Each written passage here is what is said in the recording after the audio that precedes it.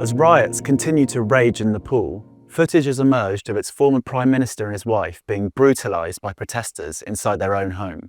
The home of five-time Prime Minister Sher Bahadur Deuba and his wife Rana Deuba was stormed by a mob who dragged them from the house and beat them. One clip shows the pair being hustled from the house by a gang, some wearing motorcycle helmets, after they bust in.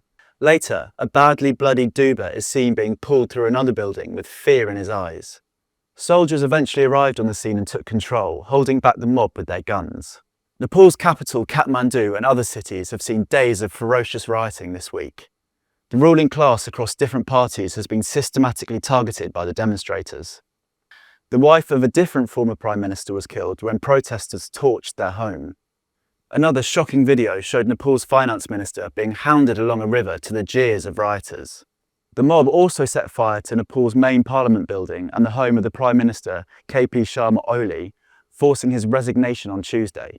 Fury first erupted after the government banned 26 websites, including Facebook, X and YouTube.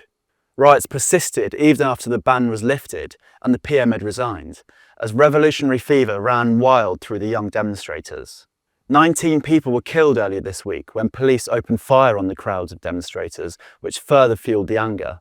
Army helicopters have been used to evacuate some ministers to safety, and police have deployed water cannons, batons and rubber bullets in their efforts to keep rioters at bay. I'm appalled by the escalating violence in Nepal that has resulted in multiple deaths and the injury of hundreds of mostly young protesters, as well as the widespread destruction of property. I plead with security forces to exercise utmost restraint and to avoid further such bloodshed and harm. Violence is not the answer. Dialogue is the best and only way to address the concerns of the Nepalese people. It is important that the voices of young people are heard.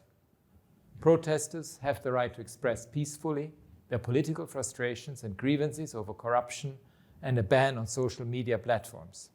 I have received concerning reports of unnecessary and disproportionate use of force by the security forces. I call for an urgent, thorough, transparent and impartial investigation into such acts.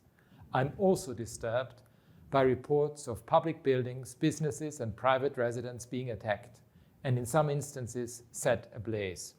Equally, I'm concerned by reports of physical attacks on senior government officials.